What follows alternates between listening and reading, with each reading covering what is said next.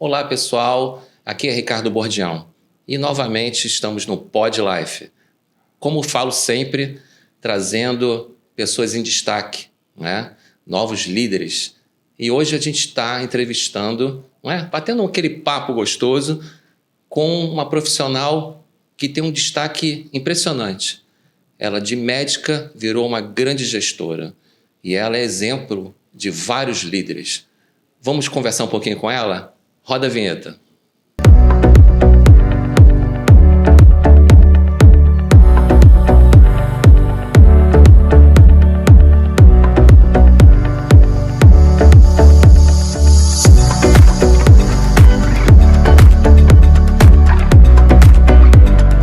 Olá pessoal, aqui é Ricardo Bordião. A gente está agora no Pod Life.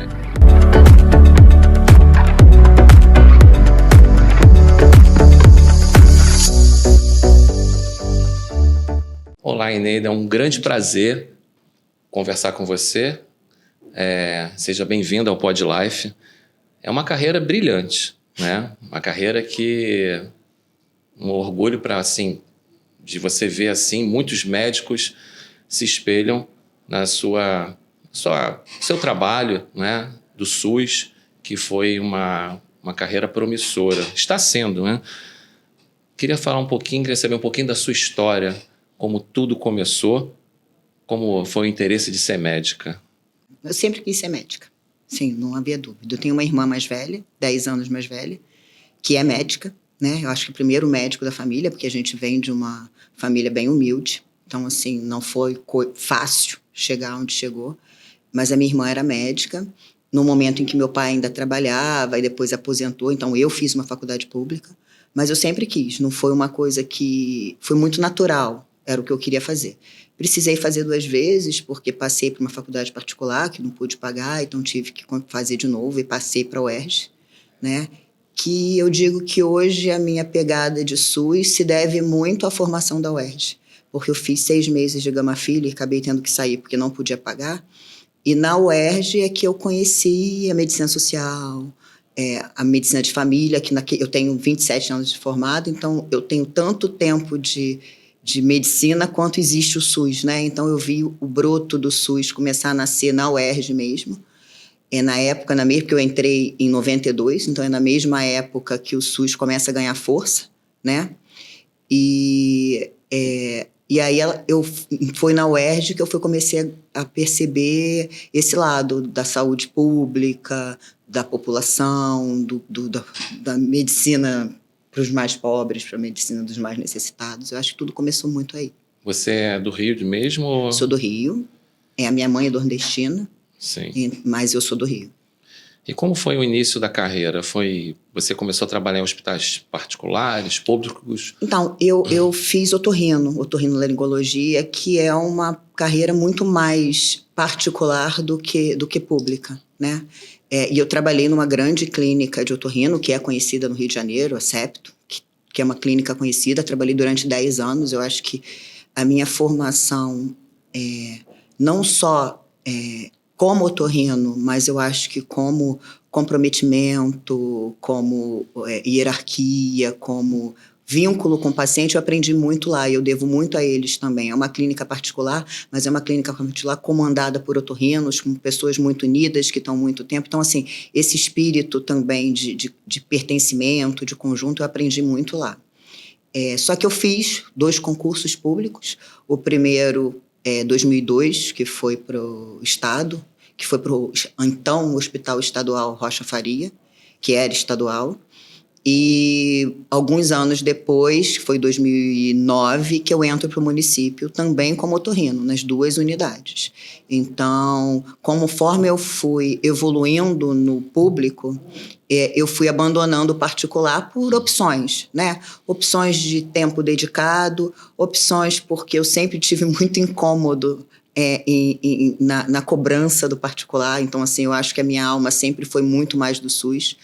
E eu acho que foi me dando mais gratificação. E aí, com o tempo, eu fui optando e ficando só nas minhas 2 matrículas, do município e do estado. Aí saí do particular. E como que foi esse início na carreira de do SUS, né? Que você foi diretamente para o hospital, não é, municipal. Você teve uma transição ao longo desse período, né? Que você saiu dessa parte médica e foi mais para a questão de gestão, que é o que destacou muito a sua carreira, né? Eu comecei no Salgado Filho. Então, assim, Sim. Salgado Filho não é um hospital para amadores, que a gente brinca, né? Então, a minha entrada no município foi para o Salgado Filho. E eu sempre tive essa, mesmo sem estar na gestão, essa pegada de organização, de processo de trabalho. Acho que era uma coisa que já era muito minha. E aí, assim, como parceria, como coleguismo, eu comecei a tentar ajudar a unidade para começar, vamos começar a organizar isso, porque o plantão de otorrino era um plantão mais tranquilo do que o resto do mundo pegando fogo ali. E eu me senti incomodada de estar com um plantão mais tranquilo e as pessoas precisando de apoio. Então eu fui meio que organizando. Aí desse momento eu já virei chefe da emergência do Salgado Filho, porque Sim. aí você começa a organizar, as coisas começam a funcionar e acaba naturalmente. Eu acho que o médico que hoje, assim, o médico que começa a ir um pouco para a gestão é esse médico que começa a se diferenciar nisso, nesses processos de trabalho, nessa organização, nesse incômodo quando as coisas não estão funcionando. É aquele que pensa um pouquinho fora do seu quadrado, da sua realidade. E aí começa a se organizar assim. E aí foi aí que eu fui começando. Aí eu fiquei como chefe da emergência por um tempo, depois eu virei diretora de pacientes externos, e aí fiquei mais um tempo, porque eu entrei em 2009 e fiquei no Salgado Filho até 2014. E aí, em 2014, o antigo diretor do Salgado Filho foi assumir uma superintendência no nível central da Secretaria Municipal de Saúde. Logo em seguida, ele me levou com ele. Eu entrei, a princípio, para ser assessora dele, mas não fiquei nem 6 meses, me convidaram para ser superintendente. E aí eu fui superintendente de hospitais gerais e pediátricos, que seriam os responsáveis pelo Gasola, Jesus, esses hospitais de retaguarda. Então foi uma mudança bem drástica. Foi drástica, assim.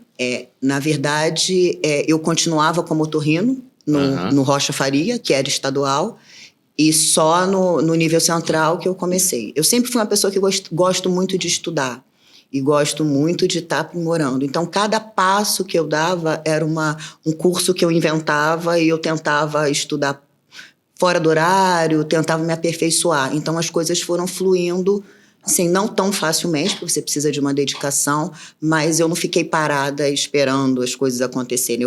Eu fui gostando, eu fui me identificando e aí eu fui me aperfeiçoando. E aí eu acho que é muito difícil você encontrar hoje pessoas verdadeiramente comprometidas com aquele propósito e que começam a estudar. Então eu acho que foi por isso que eu fui me destacando. Você foi se capacitando e comprometendo.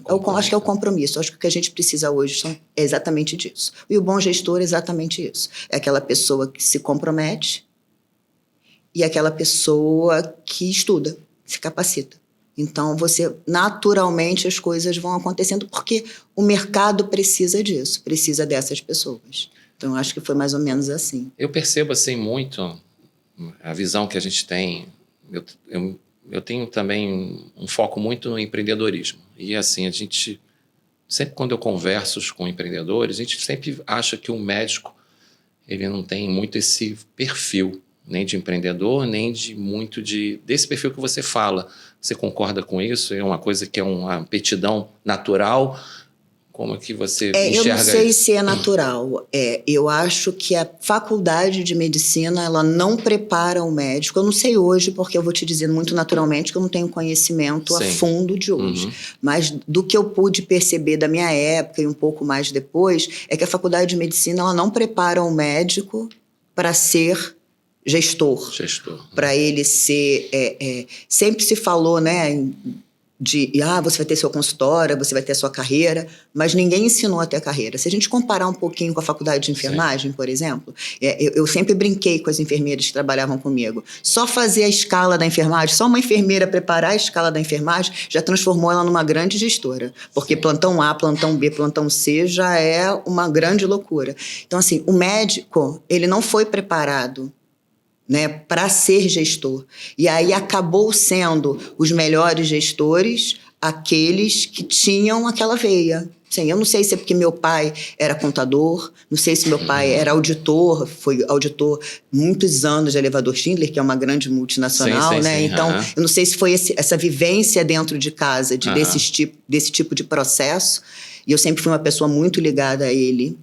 E aí, eu não sei se foi esse tipo de preparo, mas eu acho que para minha formação, na minha formação, o que fez diferença foi eu ter um pouco dessa intuição para essa gestão, porque, na verdade, eu não fui preparada a princípio para isso.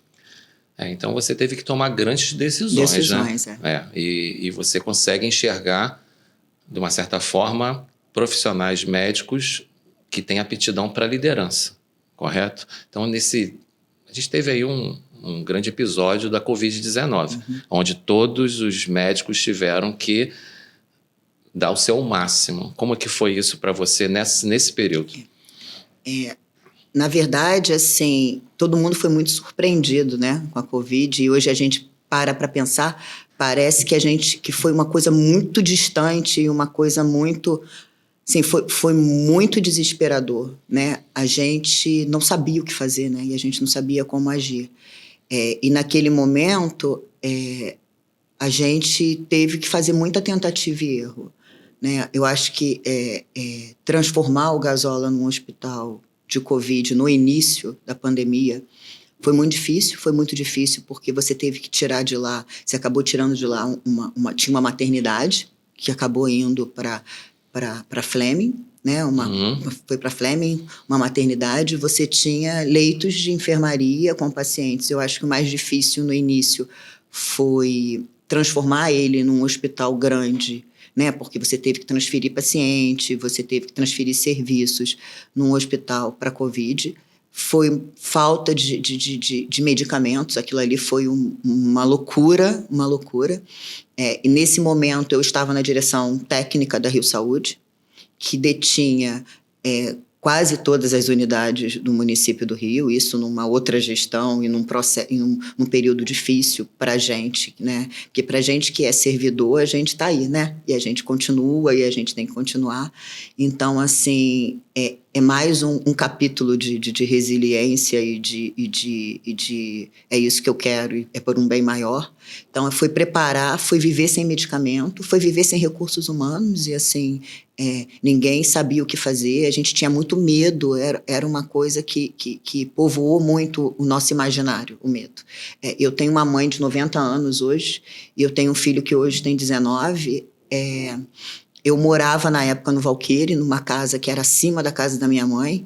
Eu lembro muito que eu desci com meu filho, que tinha 14 anos, e falei, você vai ficar longe de mim, isso é uma coisa que ainda emociona. Falei, você vai ficar longe de mim porque eu não vou matar você e nem vou matar minha mãe.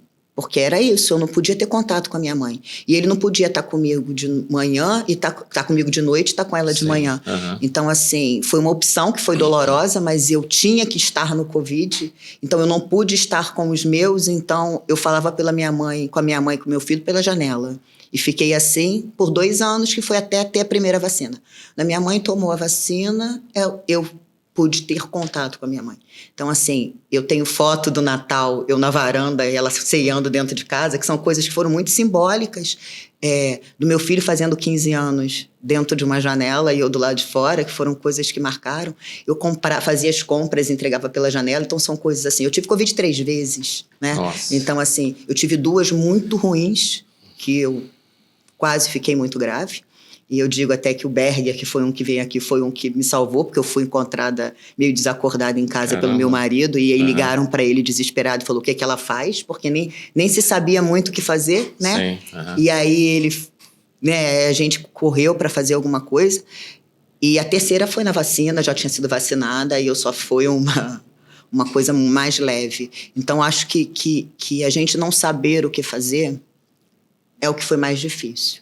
Então, nesse momento, a gente pensa a importância de um bom gestor. Porque quando a gente tem alguém conduzindo o processo de maneira adequada e que te traduz segurança e eu não sei o que fazer, mas nós não sabemos o que fazer juntos e vamos ver como tem que ser, vamos ver o que a ciência diz, o que se chegou até aqui, numa condução. Então, eu posso dizer que a gente viveu um processo no início em que foi muito essa união dos gestores, e eu digo isso, então, assim, essas pessoas que você diz que já falaram de mim, que falam de mim, foram pessoas que a gente se uniu muito nesse processo, porque a gente não sabia, mas a gente não sabia junto, né? E depois a gente foi caminhando, e aí as coisas foram se ajeitando, aí chegou Daniel, que aí foi conduzindo de uma maneira mais tensa, era tenso, era árduo, mas era uma coisa muito técnica, e aí as coisas foram, né, se deslumbrando, foram limpando como limpou agora. E hoje parece que o Covid nem foi uma coisa tão monstruosa e tão horrível, porque assim, era muito medo, né? Eu acho que o que povoava a nossa mente era o medo. E quem vivia nesse mundo, né, da saúde, né, a gente sentiu bem na pele essa situação. Eu queria que você falasse para as pessoas que estão assistindo como é que você está agora no município, qual é a sua posição para ver como é que a sua atuação. Eu acho que coisas importantes na minha vida, né, foi a Covid mesmo, foi o processo de municipalização do Rocha Faria, que foi uma coisa que a gente não citou aqui, mas eu acho que foi o que me fez muito como gestora e como pessoa. Você está agora como... Eu sou coordenadora geral de emergência de uma área programática 5.1, que é isso, é um similar à atenção primária, só que para atenção hospitalar, de urgência e emergência. Eu sou da 5.1, que vai de Sulacap a Bangu, que é uma área extensa. Eu sou responsável pelo contrato de gestão e pela fiscalização e pela rede de urgência e emergência de 2 unidades imensas, né, que é o Hospital Albert Schweitzer e o Hospital Marisca Ribeiro, a maternidade Marisca Ribeiro, o Hospital da Mulher, e 3 UPAs, que não são UPAs fáceis também, que é a UPA de Vila Kennedy, Senador Camará e Magalhães Bastos, em áreas... Eu tô aí na Vila Kennedy e sei que é bem difícil. São áreas que têm as suas peculiaridades, né? E de populacional...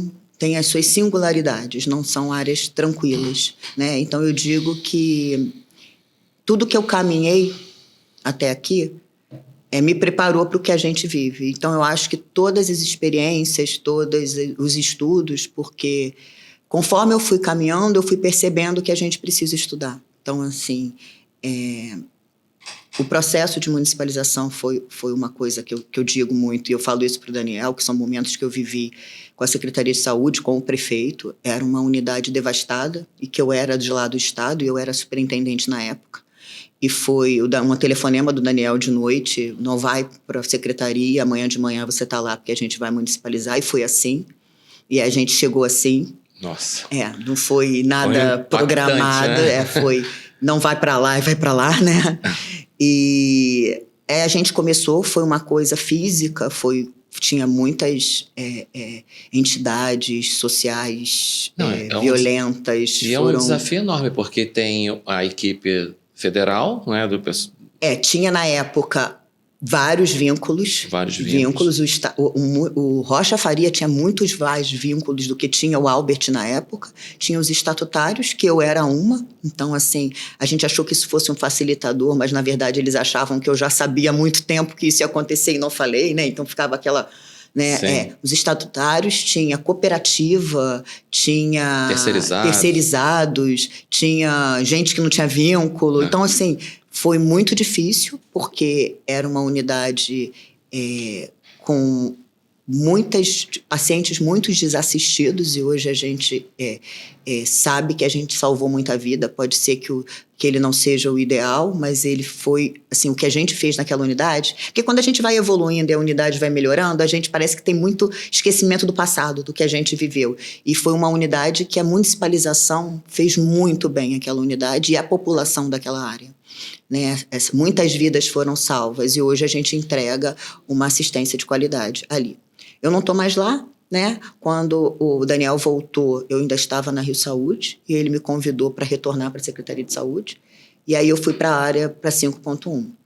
Da mesma forma, eu digo que seria um segundo processo de municipalização, porque a gente encontrou tanto o Albert como o Marisca, mas principalmente o Albert como bastante fragilizado, bastante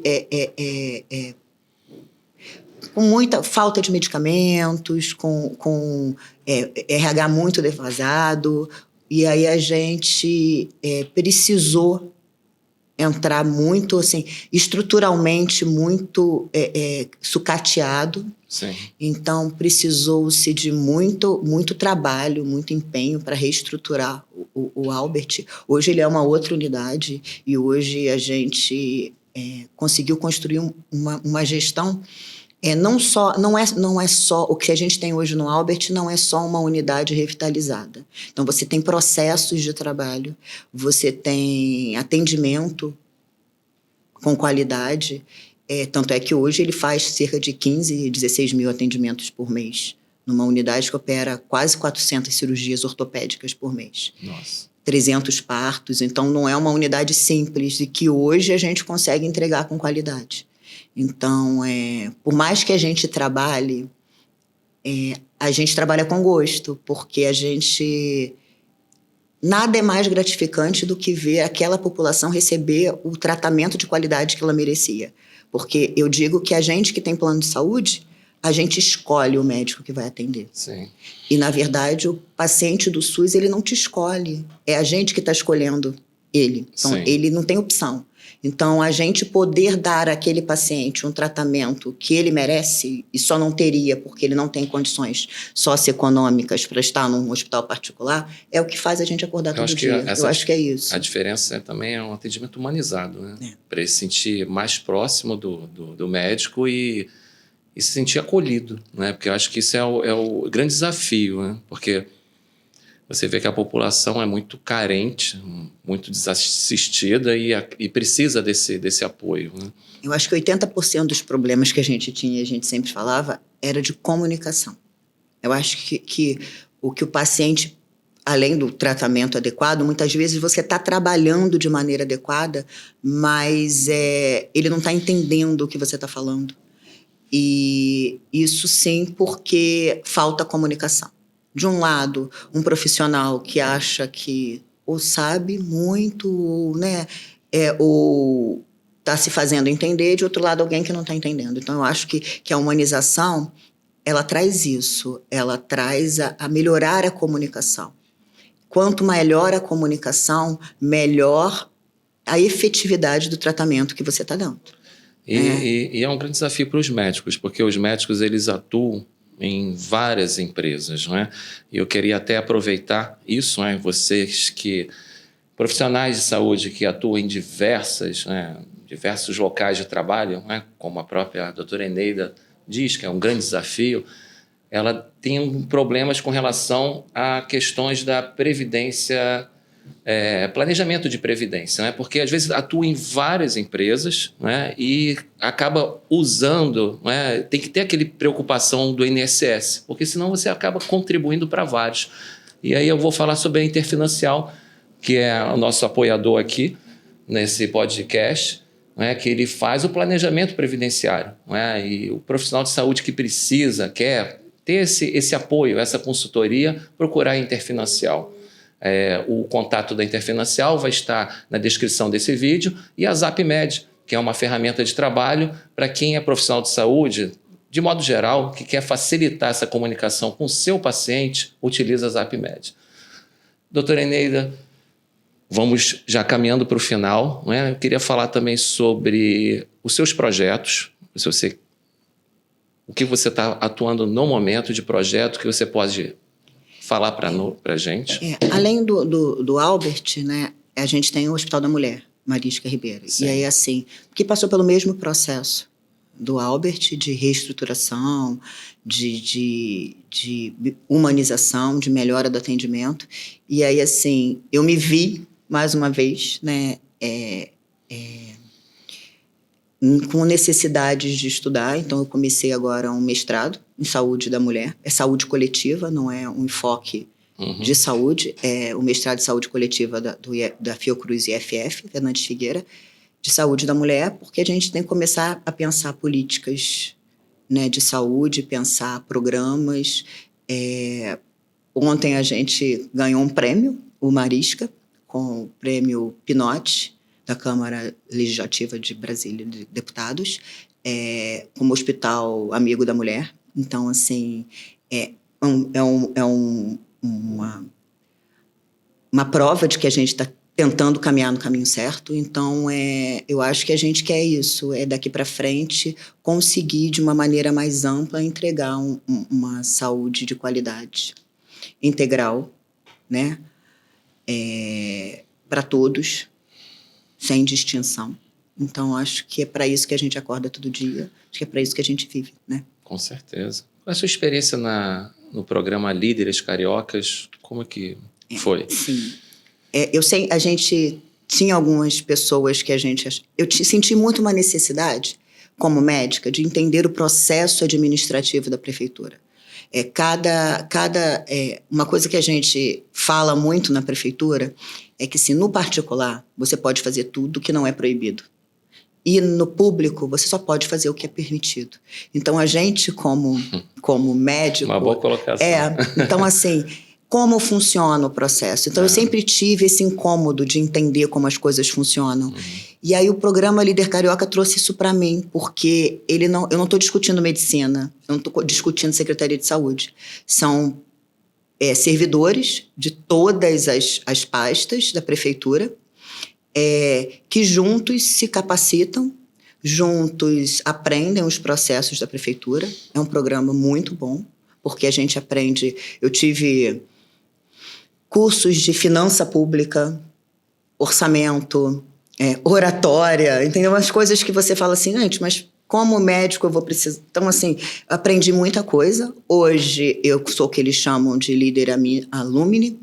Eu sou mentora de outros líderes cariocas, que não são da Secretaria de Saúde. Então, o importante é que a mentoria são pessoas que não são da Secretaria de Saúde, exatamente por ter essa troca de experiência. E eu acho que para servidor, porque é um programa para servidores, que tentando visar os próximos líderes e as próximas pessoas que irão conduzir, né, a Prefeitura do Rio, ele é um programa fantástico. Eu aprendi ali muito mais do que eu aprendi na minha pós de gestão, muito mais do que eu aprendi em milhões de cursos que eu fiz fora. Eu aprendi o que não se ensina em nenhum lugar. Assim, ele é incrível, é um programa incrível. Você atualmente está com algum projeto nesse momento que você está querendo já expor? Ou... No momento, não, ainda não. Você acabou de ganhar um prêmio, não é? Foi. Eu acho que eu gostaria que você falasse um pouquinho desse prêmio que foi tão bacana, né? É engraçado, né? Porque, assim, eu acho que o que me premia todo dia é isso. Assim, eu tenho uma equipe que trabalha comigo muito boa, eu tenho o olhar do paciente todos os dias, então a gente anda pela unidade e você não escutar ruídos que você ouvia, isso já te premia. Então, assim... Prêmios não são coisas que eu tenha buscado muito, né? Eu recebi uma medalha Pedro Ernesto recentemente, que eu vou te dizer que foi muito mais fantástico do que eu esperava ser, porque talvez a gente não tenha a percepção de que você é querida, sim, né? Porque, assim, ou que você faça algo que seja um pouco mais fantástico, ou fora da média, você acha que você é uma pessoa comum que está trabalhando como todo mundo trabalha, e ouvir muitas coisas de muitas pessoas no momento em que a gente às vezes está cansado, está trabalhando muito, isso te dá um novo gás. Você fala, bom, pelo menos eu estou no caminho certo. Então foi um prêmio que eu tenho muito a agradecer. A oportunidade em vida de ser reconhecida, porque é isso que é, e de entender que nada foi em vão, né? E que fazer diferença na vida das pessoas é algo que é importante, que as pessoas reconhecem isso. Foi muito bonito, foi uma coisa emocionante mesmo. Com certeza, como você estava dizendo, né? Você não tinha noção de que você era tão querida, né? E eu, consultando toda a sua trajetória, eu percebi que você é realmente muito querida e tem uma trajetória brilhante. E como eu sempre falo, eu trago pessoas especiais e eu te considero muito especial. O seu trabalho é bem produtivo, todo mundo recomenda, todo mundo falou bem da sua trajetória e assim eu tenho muita satisfação de trazer você aqui no podcast Pod Life. Se sinta à vontade, como eu sempre falo, para trazer novas ideias, novos projetos. Esse espaço aqui fica à vontade e vou deixar você falar agora um pouquinho para a gente já ir encaminhando para o encerramento. Eu acho que foi aquilo que você falou, assim, de gestores.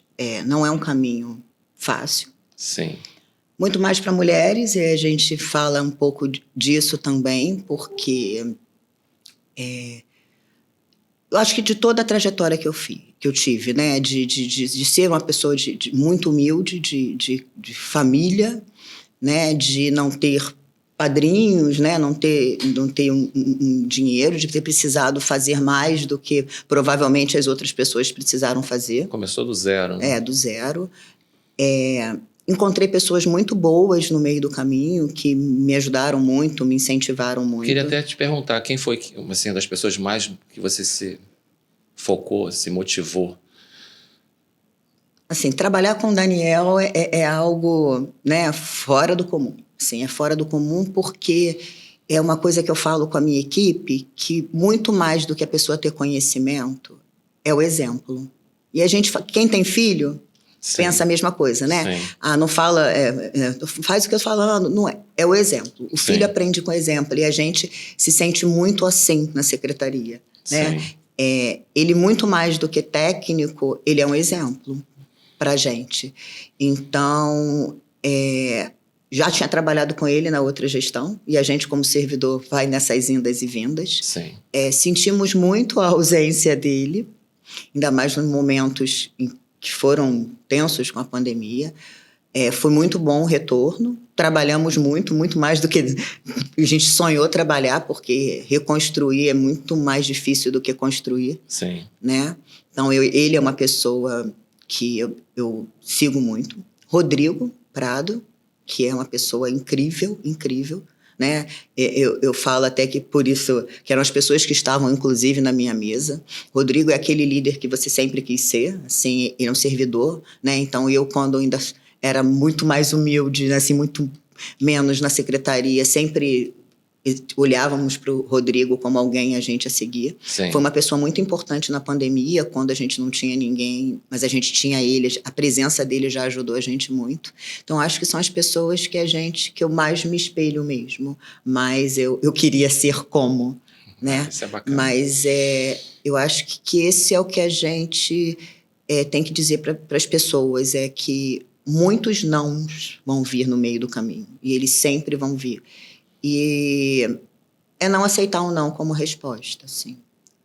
Acreditar no que você quer, no que você está fazendo. Porque, assim, eu acredito no que eu estou fazendo, acredito que é o certo a ser feito, né? Então, o caminho certo nem sempre é o mais fácil, mas quando você acredita, os tropeços no meio do caminho, né? Os nãos, as portas fechadas, você só ganha assim, respira, recalcula a rota e segue, porque no final das contas, muito mais do que esse reconhecimento da medalha, que é fantástico, é o reconhecimento do dia a dia. Hoje a gente andar nas unidades que a gente anda e ver a cara do paciente sendo bem acolhido, recebendo o tratamento digno, com qualidade, humanizado que eles recebem, é o que faz diferença na vida da gente. Muito bacana. Parabéns. Eu te dou parabéns por toda essa trajetória. Quem quiser saber um pouquinho mais da sua gestão, da área que você atua, é o que? Nas redes sociais? A gente tem o Instagram, eu tenho o Instagram pessoal, né, Ineida Reis. A gente tem o Instagram da coordenadoria da gente, que é CGE 5.1, em que a gente coloca tudo de todas as unidades, e tem o Instagram pessoal de cada unidade, do Albert, Marisca e das 3 UPAs. Além da Secretaria de Saúde, que tem tudo. Certo. Muito obrigado. Nada. Pessoal, a gente está aqui encerrando um episódio brilhante. Como eu falo, pessoas especiais, pessoas brilhantes. A gente vai sempre trazer aqui para o nosso Pod Life. Não esqueça de seguir o nosso canal, dar o seu like E vai ter outros episódios tão interessantes quanto esse. Não deixe de nos assistir. Tchau, tchau.